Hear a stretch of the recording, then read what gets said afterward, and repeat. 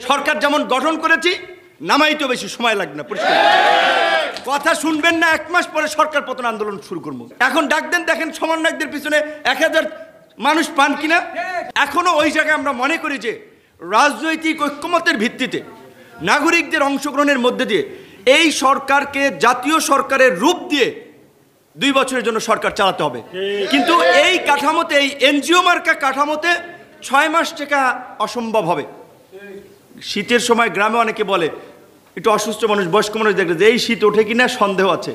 তো এই কাঠামোতে যদি সরকার থাকে তাহলে 6 মাস যায় কিনা সন্দেহ আছে। কারণ হচ্ছে সরকারের মধ্যেই বেনিফিশিয়ারিরা ঢুকে গেছে, আশপাশে সুবিধাভোগীরা আছে, ফ্যাসিস্টের দোসররা আছে। সরকারের রাষ্ট্র পরিচালনার অভিজ্ঞতা ছিল না, একজনের একটা মিনিস্ট্রি চালানোর অভিজ্ঞতা নাই, তারা দিচ্ছেন আপনি 3টা মিনিস্ট্রি। এটা কি পুতুল খেলা? রাষ্ট্র পরিচালনা কি পুতুল খেলা?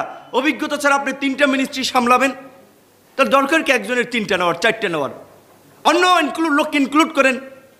আমরা একটা কথা অনেকে ভাবতে পারি যে নূর ভাই এত কথা বলে যে নূর ভাই বোধহয় সরকারে যেতে চায়।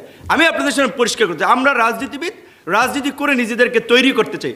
আমার ব্যক্তিগতভাবে আমাকে যদি বলেও, আমি অ্যাডভান্স বলে দিলাম, আমি নিজে এই অন্তর্বর্তীকালীন সরকারের পার্ট হব না। কারণ এই সরকারের পার্ট হইলে তার সফলতা ব্যর্থতার উপরে আমার ভবিষ্যৎ রাজনীতি নির্ভর করবে। সুতরাং এরকম আনসার্টেন গভর্নমেন্টের আমি ব্যক্তিগতভাবে পার্ট হব না। কিন্তু আমাদের কাছে যদি প্রস্তাব চায় উপযুক্ত ব্যক্তিদেরকে, এই নাসির স্যার বসে আছেন, অনেকে মাস্টারমাইন্ড খুঁজেন এই আন্দোলনের কারণে। এই আমাদের শিক্ষক, উনি জগন্নাথ বিশ্ববিদ্যালয়, সেই ছবি ফেসবুকে আছে, পিঠ ঝাঁঝরা হয়ে গেছিল গুলিতে, চাকরি হারিয়েছেন। সেই সময় এই যুবলীগের চেয়ারম্যান হতে চাওয়া ভাইস চ্যান্সেলর সেই মিজানুর রহমানরা তার চাকরি বাতিল করেছিলেন। এখন পর্যন্ত বোধহয় আদালতে লড়াই ফাইট করেও এই 18 থেকে এই পর্যন্ত চাকরিতে বোধহয় এখনো সময় ঢুকছে, বেতন টেতন ক্লিয়ার হয়নি। তাহলে ওনাদের মতো ব্যক্তিদেরকে এই সরকারে নিতে হবে।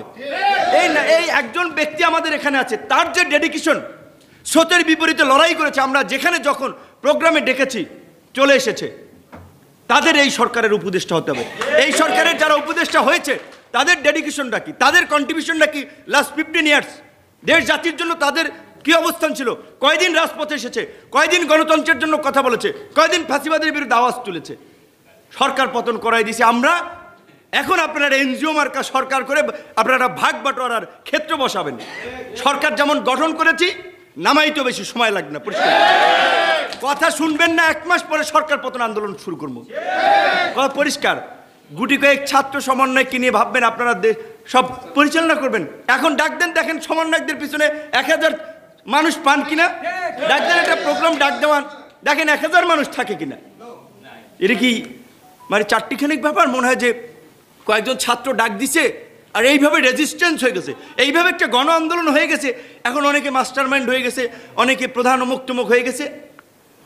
আন্দোলন তো একটা প্রেক্ষাপট ছিল, গত 1.5 দশকে সেই প্রেক্ষাপট রচনা হয়েছে। ধীরে ধীরে অনেকগুলো ঘটনা একটা একটা করে সুতা গেঁথে আজকের এই অবস্থায়